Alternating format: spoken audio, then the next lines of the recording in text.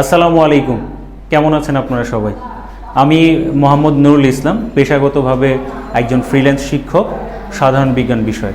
তা এখন আসলে আজকে আপনাদের সামনে একটা গুরুত্বপূর্ণ একটা বিষয় এবং টপিকস নিয়ে আসলে আলোচনা করব। তবে তার আগে একটু বলে নেই, আমাদের অনেকের মনেই বিসিএস প্রিলিমিনারি এবং রিটেন পরীক্ষায় একটা ভীতির কারণ হয়ে দাঁড়ায়, সেটা হচ্ছে সাধারণ বিজ্ঞান যে বিষয়টা। সাধারণ বিজ্ঞান বিষয়টাকে কেন যেন আমরা আসলে সাধারণভাবে নিতে পারি না, অনেকে আমরা ভীতির কারণ হিসেবে নেই, অসাধারণভাবে দেখি। কিন্তু যেহেতু সাধারণ বিজ্ঞান, এখানে আমাদের অনেক পাণ্ডিত্য দেখানোর কোনো কিছু নেই। জিনিসটাকে আমরা সাধারণভাবে নিলেই হবে এবং সাধারণভাবে শেখার চেষ্টা করব। আমাদের এখানে দুইটা ফ্যাক্ট কাজ করে আসলে, একটা হচ্ছে যারা সায়েন্স ব্যাকগ্রাউন্ড থেকে, আরেকটা হচ্ছে যারা নন সায়েন্স ব্যাকগ্রাউন্ড থেকে। নন সায়েন্স ব্যাকগ্রাউন্ড থেকে বেশিরভাগ স্টুডেন্টদের ক্ষেত্রে সবচেয়ে বড় যে প্রবলেমটা হয় সেটা হচ্ছে তারা সায়েন্সটাকে একটা ভীতির কারণ হিসেবে দেখে। আসলে এটাকে কোনো ভীতির কারণ হিসেবে দেখার কিছু নাই। হ্যাঁ, আবার সায়েন্স ব্যাকগ্রাউন্ডের যারা, তারা অনেক সময় একটু ওভার কনফিডেন্ট থাকে। তারা ওই সব বিষয়গুলো, যে টপিকগুলো আছে সিলেবাসের মধ্যে, সেগুলো সম্পর্কে অনেক বিশদ জানে, কিন্তু এতই জানে পরবর্তীতে তারা আবার ভাষায় প্রকাশ করতে পারে না। তো এই যে প্রবলেমটা, এই প্রবলেমটা আসলে আমাদের মধ্যে যে একটা জড়তা আছে, এই জড়তাটাকে দূর করতে হবে কিভাবে, সেই বিষয়ে টুকটাক একটু কথা বলবো এবং আপনাদের সামনে একটা গুরুত্বপূর্ণ টপিক নিয়ে আলোচনা করব। সেটা হচ্ছে ফুড অ্যান্ড নিউট্রিশন, খাদ্য ও পুষ্টি, যেটা বিসিএস প্রিলিমিনারি এবং রিটেন উভয় পরীক্ষাতেই আছে। তবে এই টপিকটি রিটেন পরীক্ষার জন্য সবচেয়ে বেশি গুরুত্বপূর্ণ, কারণ আমরা যদি খেয়াল করে দেখি এবং বিগত সালের প্রশ্ন যদি অ্যানালাইসিস করে দেখি, তাহলে দেখা যাবে 35তম বিসিএস থেকে এই যে লাস্ট যে 40তম লিখিত পরীক্ষা, বিসিএস লিখিত পরীক্ষায় কোনোবারই এই চ্যাপ্টার থেকে প্রশ্ন মিস হয়নি। বাট আমরা অন্যদিকে যদি প্রিলিমিনারির কোশ্চেনগুলো যদি অ্যানালাইসিস করি, তাহলে একদম শুরু থেকে এই পর্যন্ত হয়তোবা হাতে গোনা আমরা 12 থেকে 15টা কোশ্চেন পাবো।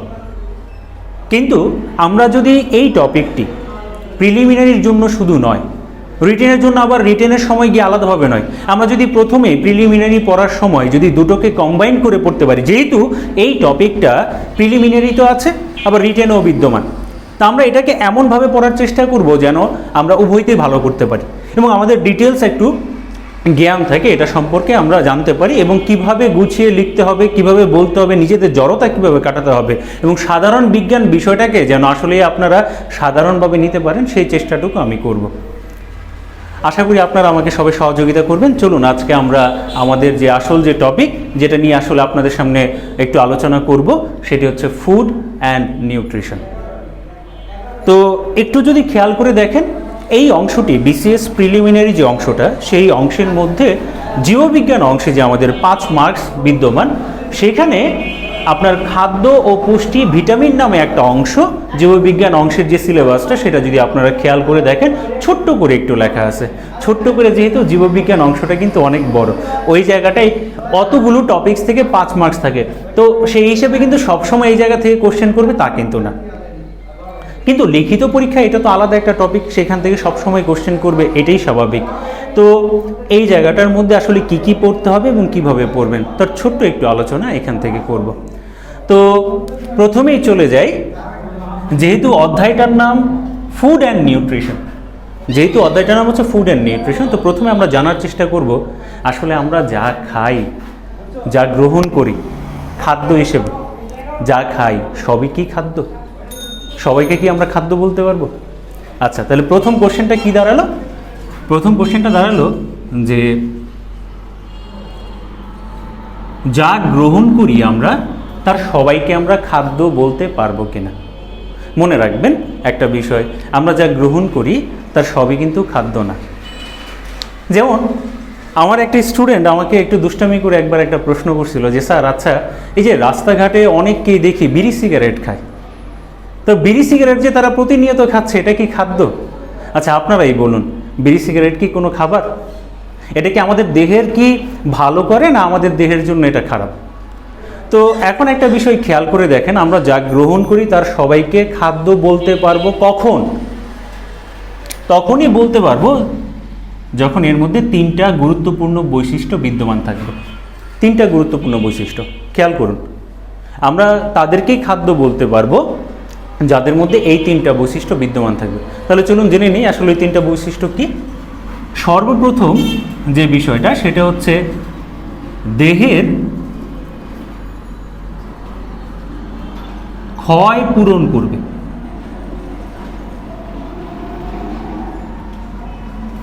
একটা বিষয় এখানে একটু বলে রাখি যে খাদ্য দেহের ক্ষয় পূরণ করবে, দেহ গঠনে সহায়তা করবে এবং সর্বশেষ যে বিষয়টি সেটা হচ্ছে আমাদের দেহের যে পুষ্টি উপাদান সেই পুষ্টি উপাদান নিয়ন্ত্রণ করবে। তাহলে একটা বিষয় খেয়াল করে দেখেন, আমরা যা গ্রহণ করি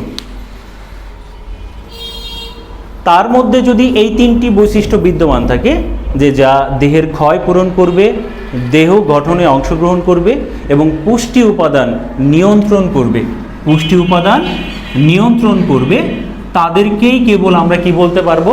খাদ্য বলতে পারবো। তাহলে একটা জিনিস খেয়াল করে দেখেন, বিড়ি সিগারেট এটা আমাদের দেহের গঠনে কি অংশগ্রহণ করে? আমাদের দেহের গঠনে কিন্তু অংশগ্রহণ করে না। এর মধ্যে কি কোনো পুষ্টি উপাদান আছে? কোনো পুষ্টি উপাদান নেই। তাহলে একে কি আমরা খাদ্য বলতে পারবো? একে আমরা বলতে পারি তাহলে কি অখাদ্য, কুখাদ্য।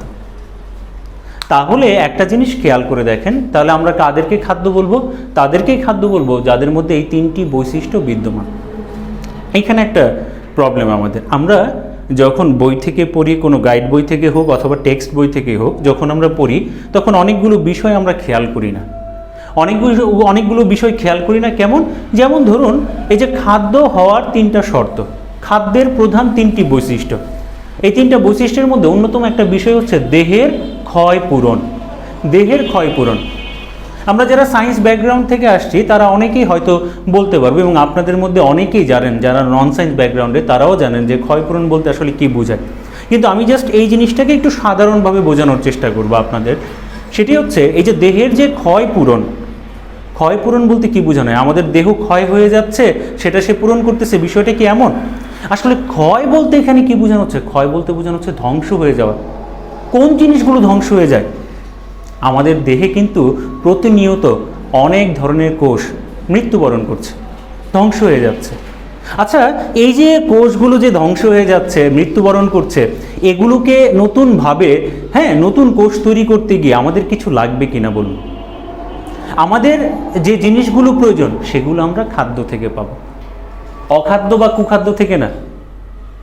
তাহলে যা গ্রহণ করলে আমাদের ক্ষয় পূরণ করবে, মানে দেহ গঠনে যে অংশগ্রহণ করে যে কোষগুলো যেগুলো ধ্বংস হয়ে যাচ্ছে, আবার নতুন করে সৃষ্টি করতে করাটাই হচ্ছে কি দেহের ক্ষয় পূরণ করা।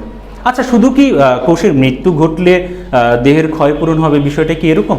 বিষয়টা কিন্তু এরকমও হতে পারে, আপনি কোনো একটা জায়গায় আঘাত পেলেন, সেই জায়গাটায় ক্ষত স্থান সৃষ্টি হলো এবং সেটাকে যে পূরণ করবে, ধীরে ধীরে পূরণ করবে, সেই জায়গাটাও পূরণ করার জন্য কি দরকার?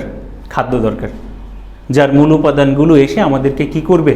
এই ক্ষয় পূরণ করবে। তাহলে দেহের ক্ষয় পূরণ বলতে আসলে কি বোঝানো হয়?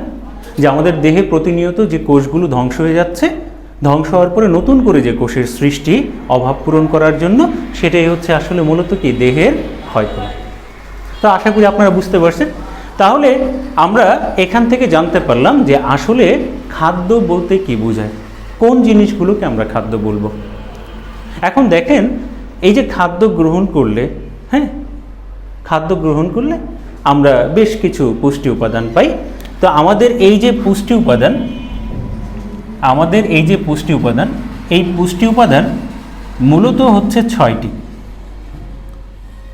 এই পুষ্টি উপাদান মূলত হচ্ছে 6টি, এবং সেগুলো কি কি?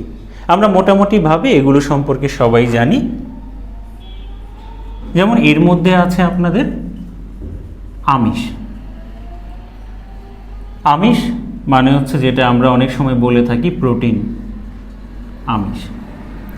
এরপরে দ্বিতীয়ত যেটা, সেটা হচ্ছে শর্করা। তৃতীয়ত যে স্নেহ যে জাতীয় পদার্থ সেগুলো। চতুর্থত ভিটামিন।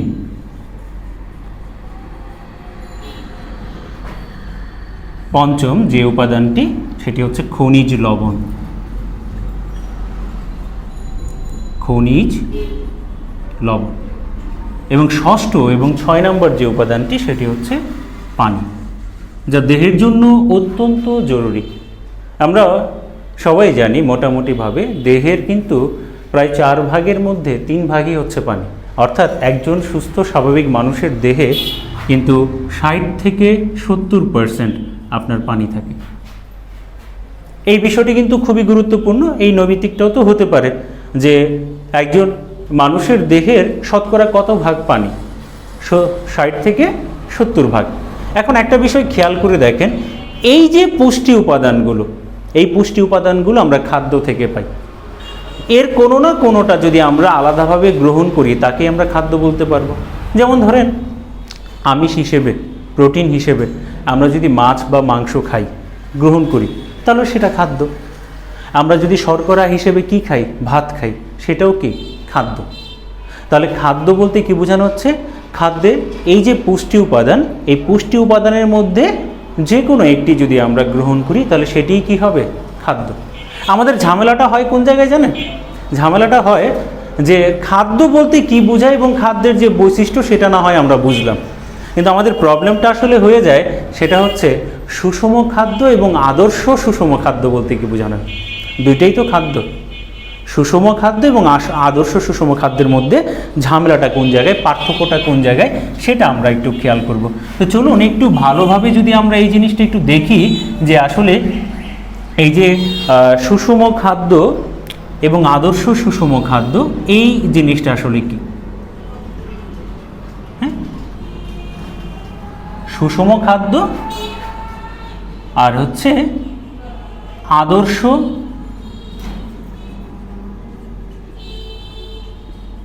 সুষম খাদ্য। তাহলে সুষম খাদ্য বলতে আমরা কি বুঝবো এবং আদর্শ সুষম খাদ্য বলতে আমরা কি বুঝবো? দুইটাই তো খাদ্য, দুইটার মধ্যে এইসব জিনিসগুলো আছে, এই পুষ্টি উপাদানগুলো আছে। তাহলে একটা বিষয় আপনারা খেয়াল করে দেখেন, সুষম খাদ্য এটা মানে হচ্ছে খাদ্যের যে 6টি পুষ্টি উপাদান, সেই 6টি পুষ্টি উপাদানের যদি সবগুলো কোনো খাবারের মধ্যে বিদ্যমান থাকে, সবগুলো যদি থাকে তাহলে সেটাকে আমরা বলবো সুষম খাদ্য। তাহলে সুষম খাদ্য মানে কি? খাদ্যের যে পুষ্টি উপাদান 6টি, এই 6টি উপাদানই যে খাদ্যের মধ্যে বিদ্যমান থাকবে তাকে আমরা কি বলবো, সুষম খাদ্য। যেমন সুষম খাদ্য হিসেবে আমরা যেমন ধরেন ডিম, মধু, এগুলো হচ্ছে সুষম খাদ্য। আরও অনেক আছে, আমি দুটার নাম উল্লেখ করলাম। এবার একটু খেয়াল করেন তাহলে সুষম খাদ্যের সাথে আদর্শ সুষম খাদ্যের মূল পার্থক্যটা কোন জায়গায়? মূল পার্থক্যটা হচ্ছে সুষম খাদ্যের মধ্যে যেইভাবে এই 6টি পুষ্টি উপাদান থাকে, আদর্শ সুষম খাদ্যের মধ্যেও এই 6টি পুষ্টি উপাদান বিদ্যমান থাকে। তবে যদি এই 6টি উপাদান নিয়ন্ত্রিতভাবে থাকে, নিয়ন্ত্রিতভাবে থাকে এই কথাটার অর্থ কি? হ্যাঁ, নিয়ন্ত্রিতভাবে যদি থাকে এই কথাটির অর্থ আসলে মূলত কি? নিয়ন্ত্রিতভাবে থাকে এই কথার অর্থ হচ্ছে যে আমরা যে খাবার খাচ্ছি, খাবারের মধ্যে যে পুষ্টি উপাদানগুলো আছে, যে মাত্রায় থাকলে তা আমাদের শরীরের জন্য উত্তম হবে, আমাদের শরীরের জন্য ভালো হবে। এমন না যে কোনোটা অনেক বেশি খেয়ে ফেলতেছি, কোনোটা একবারে কম খেয়ে ফেলতেছি, বিষয়টা কিন্তু এমন না। যদি নির্দিষ্ট মাত্রায় থাকে, হ্যাঁ, সুনিয়ন্ত্রিত মাত্রায় থাকে, যেটা আমাদের বডির জন্য সবচেয়ে বেশি ভালো হবে, উত্তম হবে, তখন ওই সুষম খাদ্যকে আমরা বলবো আদর্শ সুষম খাদ্য। তাহলে সুষম খাদ্য, আদর্শ সুষম খাদ্য, দুইটার মধ্যে মৌলিক পার্থক্যটা কোন জায়গায়? এটার মধ্যেও 6টা পুষ্টি উপাদান বিদ্যমান, এর মধ্যেও কিন্তু 6টা পুষ্টি উপাদান বিদ্যমান। তবে মূল বিষয়টা হচ্ছে সুষম খাদ্যের মধ্যে নিয়ন্ত্রিতভাবে নির্দিষ্ট মাত্রায় থাকবে এই কথাটি উল্লেখ থাকবে না, বাট আদর্শ সুষম খাদ্য হতে গেলে অবশ্যই নিয়ন্ত্রিতভাবে বা সুনির্দিষ্টভাবে বা নির্দিষ্ট মাত্রায় এই যে 6টা পুষ্টি উপাদান সেটা থাকতে হবে। তাহলে আমরা দেখেন প্রথমে জানতে পারলাম যে খাদ্য জিনিসটা কি, খাদ্যের পরে জানতে পারলাম সুষম খাদ্য কি, আদর্শ সুষম খাদ্য কি।